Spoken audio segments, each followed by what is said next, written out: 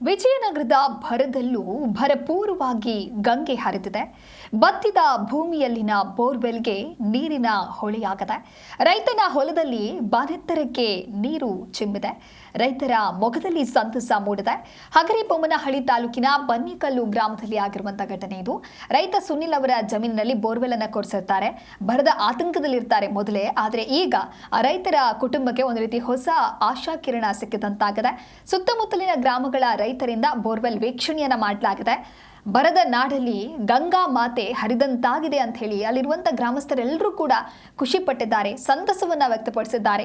ಉತ್ತಮ ನೀರಿನ ಲಭ್ಯತೆಯಿಂದ ಕೃಷಿ ಚಟುವಟಿಕೆಗಳಿಗೆ ಹೊಸ ಚೈತನ್ಯ ಮೂಡುವಂತಹ ನಿರೀಕ್ಷೆಯಲ್ಲಿದ್ದಾರೆ. ರೈತನ ಸಂತಸಕ್ಕೆ ಗ್ರಾಮಸ್ಥರು ಇದೀಗ ಶುಭಾಶಯಗಳನ್ನ ತಿಳಿಸ್ತಾ ಇದ್ದಾರೆ. ದೃಶ್ಯದಲ್ಲಿ ಗಮನಿಸ್ತಾ ಇರಬಹುದು, ಬೋರ್ವೆಲ್ ಅನ್ನ ಕೊರೆಸಿರ್ತಾರೆ. ಆದರೆ ಈಗ ನೀರಿನ ಹೊಳೆಯಾಗಿದೆ. ಇತ್ತ ನೀರಿಲ್ಲ, ಮಳೆ ಇಲ್ಲ ಅಂತ ಹೇಳಿ ಅಲ್ಲಿ ಬೆಳೆದಿರುವಂತಹ ರೈತರು ಬೆಳೆದಂತಹ ಕೃಷಿ ಚಟುವಟಿಕೆಗಳಿಗೆ ಒಂದು ರೀತಿ ಸಂಕಷ್ಟದಲ್ಲಿದ್ದರು ರೈತರು. ಆದರೆ ಈಗ ರೈತನ ಹೊಲದಲ್ಲಿ ಬಾನೆತ್ತರಕ್ಕೆ ನೀರು ಚಿಮ್ಮಿದೆ. ಉಳಿದ ಗ್ರಾಮಸ್ಥರೆಲ್ಲರೂ ಕೂಡ ಖುಷಿ ಪಟ್ಟಿದ್ದಾರೆ.